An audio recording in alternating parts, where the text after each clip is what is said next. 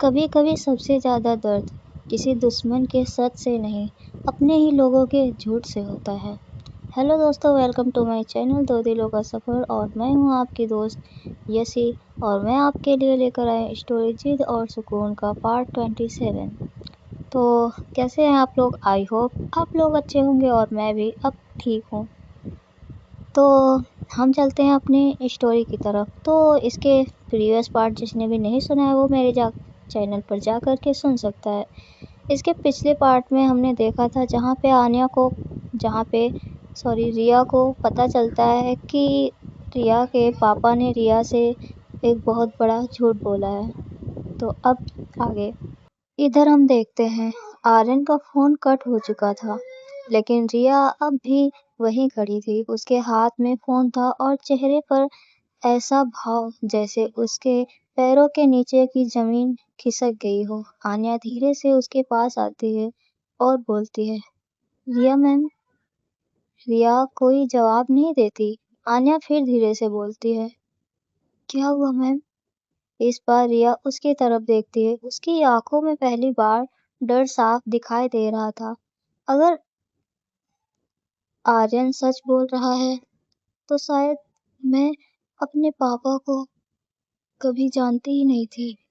आन्या को ये सुनकर बुरा लगता है। वह बिना कुछ कहे उसके पास खड़ी हो जाती है। कुछ पल बाद रिया एक गहरी सांस लेती है और बोलती है, मुझे घर जाना होगा।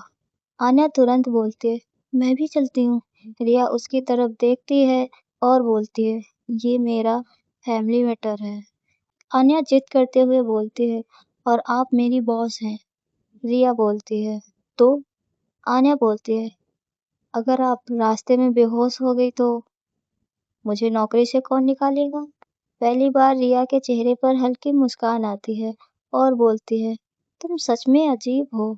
आन्या बोलती है, पता है। इधर हम देखते हैं बारिश फिर शुरू हो चुकी थी। सड़क की रोशनी पानी में चमक रही थी। गाड़ी के अंदर खामोशी थी, लेकिन इस बार दोनों के दिमाग में एक ही सवाल था, राजेश मल्होत्रा ने आखिर क्या छुपाया है? इधर दूसरी तरफ मल्होत्रा हाउस में रिया की कार पहुंच चुकी थी। गाड़ी घर के सामने रुकती है। रिया जल्दी से अंदर जाती है। आन्या भी उसके पीछे जाती है। ड्राइंग रूम में आर्यन, दादी और राजेश, रिया के पापा बैठे हुए थे। माहौल बेहद भारी था। आर्यन के हाथ में कुछ कागज थे। रिया सीधे अपने पापा के सामने खड़ी हो जाती है और बोलती है, मुझे सच बताइए। रिया के पापा चुप थे। रिया बोलती है, अभी मुझे सच बताइए। आर्यन मेज पर फाइल रख देता है और बोलता है, ये करण के लॉकर से मिले हैं और इनमें आपके साइन भी हैं। रिया के चेहरे का रंग उड़ जाता है और रिया के पापा धीरे से आंखें बंद कर लेते हैं। दादी निराश होकर सिर झुका लेती हैं। रिया की आवाज कांपती। उसने आन्या की हेल्प एक्सेप्ट की। इधर दूसरी तरफ नैना अपने ऑफिस में बैठी थी। उसका एम्प्लॉय अंदर आता है और बोलता है, मैम, राजेश मल्होत्रा का सच सामने आ गया। नैना हल्का सा मुस्कुराती है लेकिन उसकी मुस्कान में खुशी नहीं थी। बहुत देर कर और बोलती है, बहुत देर कर दी उन्होंने। फिर वह खिड़की के बाहर देखती है और धीरे से बोलती है, अब अगला सच सामने आएगा। असिस्टेंट असिस्टेंट हैरान हो जाता है और बोलता है, कौन सा सच? नैना की आंखें ठंडी हो जाती है और बोलती है, मीरा की मौत का असली जिम्मेदार कौन था? इधर दूसरी तरफ बारिश लगातार हो रही थी। रिया अब भी खामोश खड़ी थी और आन्या उसके सामने। रिया की आंखें लाल हो चुकी थी और वो बोलती है, मैंने हमेशा सोचा था मेरे पापा गलत हो सकते हैं, लेकिन इतने गलत ये कभी नहीं सोचा था। उसकी आवाज भर्रा जाती है। आन्या धीरे से बोलती है, हर इंसान गलती करता है। ये गलत नहीं है। उन्होंने सच छुपाया। नहीं, उन्होंने मुझे झूठ बोला आन्या। पहली बार रिया गुस्से में दिखाई देती है। आन्या कुछ नहीं बोलती, बस उसका हाथ पकड़े रहती है। इधर दूसरी तरफ रिया के पापा अकेले बैठे थे। टेबल पर वही फाइल पड़ी थी। आर्यन गुस्से में कमरे से निकल चुका था। दादी धीरे धीरे उनके पास आती है और बोलती है, अब समझ आया। रिया के पापा सर झुका लेते हैं और बोलते हैं, मैंने सब खो दिया। दादी बोलती हैं, नहीं, अभी नहीं, लेकिन अगर अब भी सच नहीं बताया तो जरूर खो दोगे। राजेश की आंखें भर आती हैं। इधर दूसरी तरफ काफी रात हो चुकी थी। आन्या घर लौट चुकी थी, लेकिन उसे नींद नहीं आ रही थी। बार बार रिया का टूटा हुआ चेहरा उसके सामने आ रहा था। तभी उसका फोन वाइब्रेट करता है। वो देखती है तो रिया का मैसेज था। मैसेज में लिखा था, सो गई। आन्या तुरंत मुस्कुरा देती है और रिप्लाई करती है, नहीं।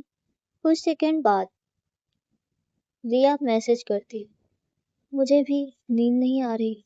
आन्या का दिल हल्का सा धड़कता है और बोलती है, सब ठीक हो जाएगा। रिया बोलती है, पता नहीं, आज पहली बार खुद को अकेला महसूस कर रही हूँ। आन्या कुछ सेकंड स्क्रीन देखती रहती है, फिर टाइप करती है, आप अकेली नहीं हैं, मैं हूं ना आपके साथ। इस बार रिप्लाई नहीं आता, बस मैसेज सीन होता है। लेकिन दूसरी तरफ रिया उस मैसेज को बार बार पढ़ रही थी और बहुत दिनों बाद उसके चेहरे पर सुकून दिखाई देता है।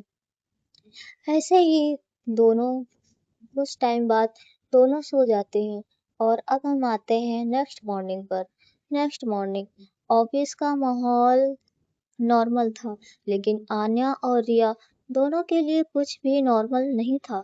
नेहा आते ही बोलती है, तुम दोनों ठीक हो? आन्या बोलती है, हाँ। झूठ। आन्या उसे घूरती है। तभी रिसेप्शन से कॉल आता है, मैम, कोई आपसे मिलने आया है। रिया बोलती है, कौन? रिसेप्शनिस्ट बोलता है, मिस काव्या शर्मा। रिया अचानक चौंक जाती है और आन्या भी, क्योंकि उसने पहली बार ये नाम सुना था। क्योंकि उसने पहली बार ये नाम सुना था। इधर हम देखते हैं रिसेप्शन एरिया में कुछ देर बाद एक खूबसूरत लड़की अंदर आती है। लंबे बाल और वाइट कुर्ता और चेहरे पर अलग ही एटीट्यूड। काव्या शर्मा। वह सीधा रिया के सामने आती है और हल्का सा स्माइल करती है और बोलती है, हेलो रिया। रिया भी हल्का सा स्माइल करती है और बोलती है, काफी साल बाद। आन्या दूर से ये सब देख रही थी और पहली बार उसे अजीब सा महसूस होता है। नेहा धीरे से उसके कान में आती है और बोलती है, जेलिस हो रही है। आन्या तुरंत बोलती है, नहीं, बिल्कुल नहीं। लेकिन उसकी नजर अभी भी काव्या पर थी। इधर इधर दूसरी तरफ कैफेट एरिया में काव्या और रिया साथ बैठे थे। दोनों पुरानी बातें कर रहे थे और रिया काफी समय बाद खुलकर हंस रही थी। आन्या को बिल्कुल अच्छा नहीं लग रहा था। वह दूर बैठकर कॉफी पी रही थी और बार बार उधर देख रही थी। नेहा बोलती है, अब तो मान लो। क्या? क्या मान लो? तुम्हें फर्क पड़ता है? आन्या चुप हो जाती है, क्योंकि इस बार नेहा गलत नहीं थी। काव्या धीरे से रिया से पूछती है, तो काव्या, वो आन्या है? और रिया चौंक जाती है और बोलती है, तुम उसे जानती हो? काव्या हल्का सा स्माइल करती है और बोलती है, नहीं, लेकिन जिस तरह तुम उसे देखती हो उससे अंदाजा लगाना मुश्किल नहीं था। रिया पहली बार जवाब नहीं दे पाती। तो इसी लाइन से हम ये पार्ट यहीं पर खत्म करते हैं और देखेंगे आगे काव्या आखिर कौन है, रिया की पुरानी दोस्त, पहला प्यार, या सिर्फ एक दोस्त।